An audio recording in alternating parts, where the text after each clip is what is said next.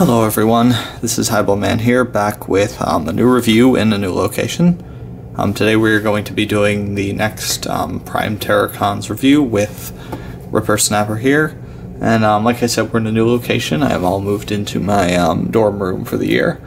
So I'm not going to take you on a tour of the whole thing, but you can see I am getting settled in here. I've got my books over there. I am starting to set up some kind of a display over there, so we've got a little bit of something going. You can also see I'm operating without a tripod at the moment, but we will fix that in the future. Okay, now that we have the lights on, this looks a bit better. So let's start taking a look at this guy. So Rippersnapper's beast mode here is something which, out of the Terracon's original beast/monster modes, was definitely something that in some ways lent itself to the dragon upgrade that all of them got in Prime, and in some ways was leaving a lot of open room for improvement and modification. His G1 form, which we can see right here, is a land shark, and is kind of doing the T-Rex thing already, but as you can see, this design really doesn't have much going on beyond a jaw and some fins. So there was a lot of room to make this guy more interesting, and they certainly did that. You can see he's much more of a T-Rex styled creature right now. He's got the T-Rex forearms, the more defined legs, and spikes all over his head here. If we get up close, you can see he's still doing the shark thing with very sharp teeth, nice yellow eyes, and sort of ridge down the back. And this whole ridge is sort of substituting for the dorsal fin on the original. They share their colors pretty well. You can see that he is primarily blue and white, just like this guy, although he has a better mix of the two. This guy is mostly white with some blue, and the new one also has the yellow paint on him, which ties him together with all the other Terracons on this team. That's sort of their unified color that runs throughout. Because he's a T-Rex styled creature, just like Hunger, he has a lot of the same posability advantages, mainly that these legs, which are on ball joints at the hips and on a hinge sort of up and down, can support a wide variety of stances. So if you want to get him more up like this, you can push his arms down, which are each on a little bit of a, I guess, a ratchet kind of thing. They're just clipped on there, but they are separate, unlike on Hunger. You can also get him in a completely horizontal stance, more like this. And this seems to be the stance that favors him more naturally. You get the fin on top, his head looking forward, and his tail out the back. And that is something that kind of annoys me about this beast mode, that his head pretty much has to be facing forward because it doesn't move at all because of the way he transforms. He has a series of, I guess you'd call them double hinges here. It's a bar tucked between two hinges, which they're there for the transformation, but they do allow for a little bit of torso bending, I guess you could say, and it's a way to sort of alter his stance. I'm not sure how sturdy all of this is, but it does lend him a little more height, although, as you can see, he tends to look a little bit more broken. So, take that for what you will. Now, if we go back to G1 Rippersnapper for a second, you will see that his transformation here is extremely basic, just like all the Scramble City limb bots of the 80s. You fold away the beast mode parts, you extend out his legs, and you uncover his head. And that's basically it.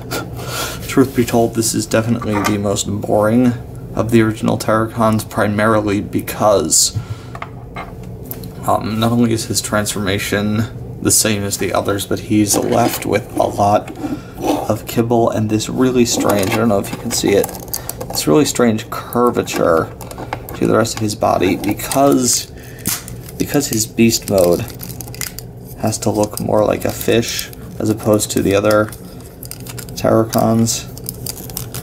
He's left with this weird curve down his back that makes his body look a lot more cumbersome than the others.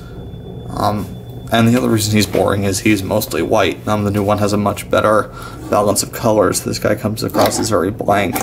He barely even has eyes sculpted in there. I'm assuming these are the eyes. I've always kind of assumed that, but I don't really know. And really, the most interesting thing about him is his alt mode weapon, which is a dorsal fin and a cannon, which is sculpted for the curves on his back, so that at least it can sit flush and look a little bit integrated into his body. So there was a lot of room for improvement here, and they certainly did improve in this beast mode. So let us transform to robot mode. You saw the robot mode on the other guy already. So the first thing you're going to do is untab the top of the fin here on one of those double hinges, bring it back all the way. That leaves room to free up the pieces that become his legs. You will split these down the middle like this, and then flip him around. The order here does not really matter that much, so I'm going to do this in sort of just the way I end up doing it. You can see his feet straighten out like this. You then move the arms out of the way, and then this whole chest piece will move up on its own double hinged arm, and it will peg into the tail on these little bits here. I'm trying my best to keep this whole transformation in shot. Like I said, my apologies for not having a tripod. That will be corrected hopefully soon. And then the feet snap into place. You adjust his arms, and there you go. Now I have to say, out of all of the Terracons, this guy's robot mode is by far my favorite one, for a number of reasons. One, I think his transformation is more complex than the others, which a lot of people have said on something this small is probably a bit more dangerous. I've definitely been very careful with those double hinged pieces, because they are long and thin, they could be prone to breakage. But I really like it. It gives him a chance to alter the shape of his body between his alt mode and his robot mode. He went from sort of a long, lanky, upright, or I guess tall was a better word, beast mode, to this. Very broad-shouldered, looking very muscular with his chest. Robot mode. It's very, very solid looking, considering all the different pieces that we're moving around. To get into his body details here, you can see, hold on, you can see that on his head here, he has a very, very nice mixture of colors. He has the shiny blue, I'm assuming that's the color of the plastic, but shiny blue for his skull and other parts, yellow to fill in the face and around his mouth, and nice beady red eyes. And the rest of his colors are what you have seen so far. His shoulders are ball jointed like the legs were. You can see they have a really nice set of, I guess this cut here as well as this hinge joint, which allows him a lot more range in his arms than the other Terracons got.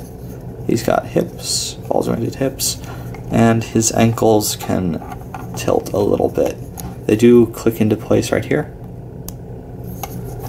but there are things you can do with them if you need them sort of splayed out.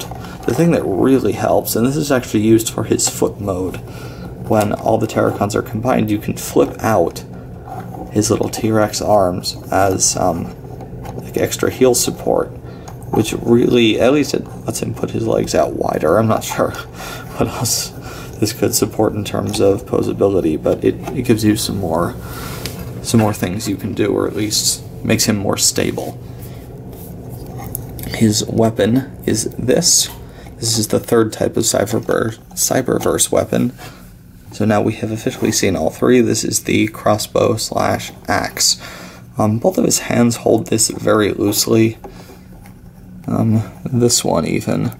This one's tighter than the other one, but it's still not the best. I prefer taking this port on the inside of his hand and pegging it in like this to use it as a crossbow. And like I said, this is a slash axe, so you can take this and stick it in his hand like this, and now he is using it as an axe blade. This weapon can look cumbersome on some robots. I know Windrazor or Cutthroat, who we're going to get to in a later video, he's too skinny really to use this. It looks very unwieldy in his hands, but this guy with his broad shoulders and his nice proportions looks really, really good wielding this. And like I've said, I think his robot mode is my favorite out of all the Terracons, and his updated beast mode, which is much more exciting than the original G1 Rippersnapper, makes this guy at least my favorite toy out of all of the new Terracons. I'm not sure if he's entirely my favorite. We have yet to get to Blot, who he kind of does steal the show for a variety of reasons, but if I'm being completely objective, or completely objectively subjective, I guess, this guy would have to be my favorite, and I hope I have done a good job explaining why. So that is another Prime Terracon review in the bag. This is Transformers Prime Cyberverse Legion class Predacon Terracon Rippersnapper, who actually got to keep his name from G1, so that's good. Oh, that's good. I'm Hybleman. I am signing off for now. Hopefully the filming setup will be a little bit less rickety next time. See you in the next review.